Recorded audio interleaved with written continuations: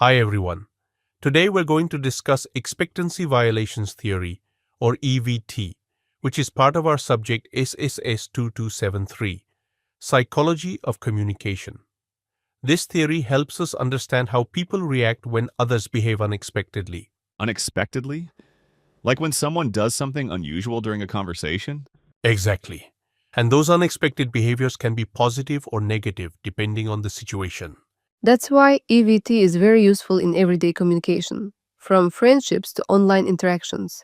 So, Venoth, who developed this theory? EVT was developed by Judy Burgoon.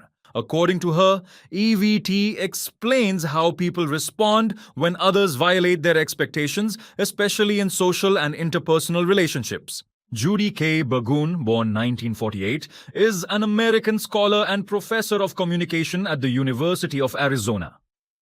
She is widely recognized as one of the most prolific and cited researchers in the field of communication, having authored or edited over 14 books and nearly 300 articles. In simple terms, we all have expectations about how people should behave.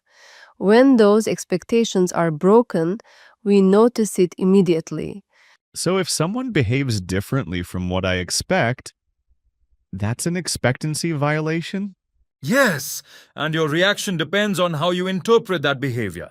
So, Rakib, let us pay attention to Ray to explain more detail about expectancy violations theory. Thank you, Rakib and Venus. Let me explain more. So basically, Professor Judy Burgoon explained this in her expectancy violations theory, or EVT.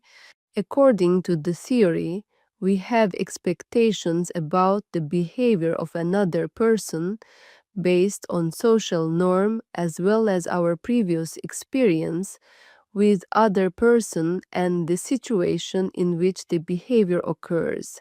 Here an example. Korean drama. Reply 1988 tell us a story a group of friends and their family living in the same neighborhood. In this part of the series, one of the friends suddenly confess his feelings to the only girl in the group.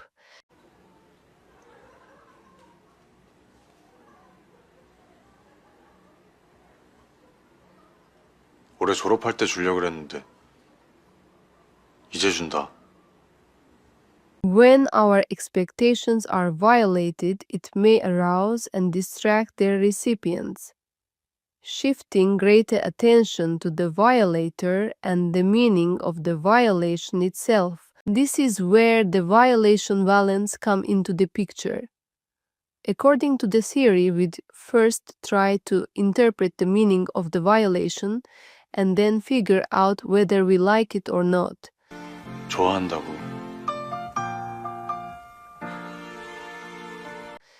EVT state that when your expectations are met, you don't notice the behavior, but when they are violated, you become distracted by the behavior. This can draw your attention and lead you to begin evaluating the other person's action. Notice her nonverbal behavior, the face expression, the eye movement, the silent. In EVT, the relationship of a person to another also determines how they perceive the expectancy violation. For the example, the violator did not want his friend's expectation to be violated, so he just treat three of them as a joke. 됐냐 병신아? 뭐래? 이게 네 소원이라며. 무슨 소... As explained the theory, ambiguous behavior by a valued communicator will be taken as positive, but such behavior by an unrewarding communicator will be taken as negative. All of the pictures teach us to be more observant of nonverbal cues, and the setting our expectations because there are different violations that may occur. So that, Rakib, if you ask me, EVT is important because it explains reactions to unexpected behavior, highlights relationships and context, and helps improve interpersonal communication. To reduce negative expectancy violations, we should understand social norms, adapt to situations, communicate intentions clearly, and be open to feedback.